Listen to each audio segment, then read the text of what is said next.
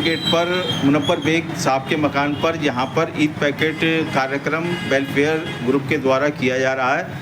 आइए जानते हैं कि ये कार्यक्रम जो होता है इसका उद्देश्य क्या है। जी हैदर अहमद साहब बताइएगा ये क्या है।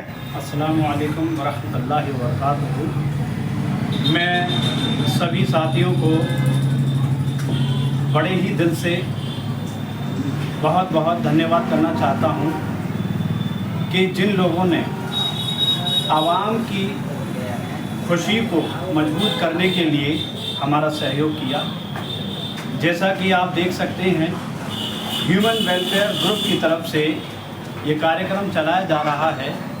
ये कार्यक्रम जो कि ईद उल फित्र के मौके पर किया जाता है और इसमें समाज के सक्षम लोगों द्वारा अपनी खुशी को असक्षम लोगों के साथ बांटने का मकसद बनाया जाता है। जैसा कि हम जानते हैं अल्लाह के रसूल सल्लल्लाहु ताला अलैहि वसल्लम ने फरमाया कि अपनी खुशी के साथ दूसरों की खुशियों को भी शामिल करो।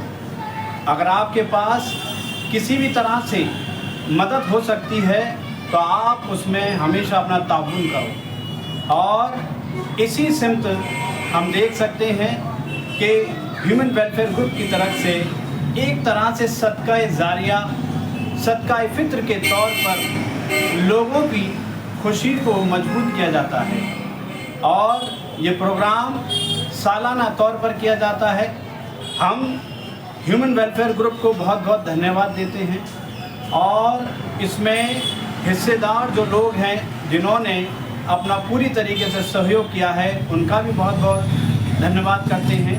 हम चाहते हैं कि इसी तरह से ह्यूमन वेलफेयर ग्रुप कार्य करता रहे और समाज के अन्य लोग भी इनकी भरपूर कोशिशों को मजबूत करें और इनका साथ दें। धन्यवाद। ह्यूमन वेलफेयर की तरफ से देशवासियों को सभी को आने वाली ईद की शुभकामनाएं और मुबारकबाद। ह्यूमन वेलफेयर ग्रुप जो है हर साल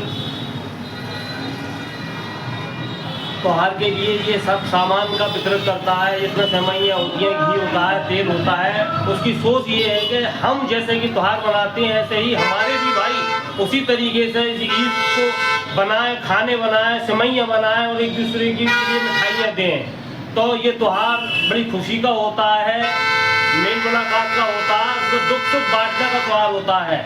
ह्यूमन वेलफेयर ग्रुप की यही कोशिश होती है कि हर कौम के दुख में शामिल होना और बुराइयों को दूर करना। इसी तरीके से आने वाले समय में भी कुछ और नए कदम उठाने जा रहा है ह्यूमन वेलफेयर ग्रुप, जिसमें कि शिक्षा नीति में आगे बढ़ेगा, शिक्षा के क्षेत्र में बच्चों का मनोबल बढ़ाएगा।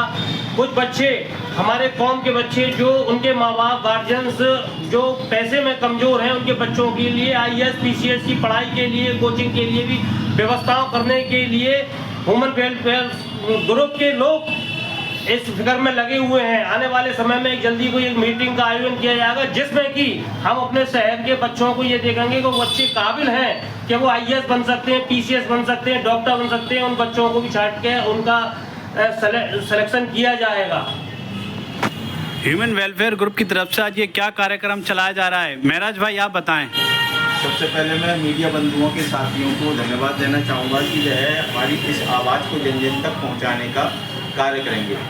दूसरा ये ह्यूमन वेलफेयर ग्रुप की तरफ से ईद पैकेट का जो कार्यक्रम किया जाता है ये गत वर्ष की यानी हर वर्ष किया जाता है। पिछली बार भी किया गया था। इससे जो समाज में कमज़ोर वर्ग है उस कमज़ोर वर्ग को यानी कि जैसे हुजूर सल्लल्लाहु अलैहि वसल्लम ने जो हमको संदेश दिया था, जिस तरीके से उन्होंने मानवीय समानता की बात की थी, इसी तरीके से आर्थिक समानता की भी बात की थी।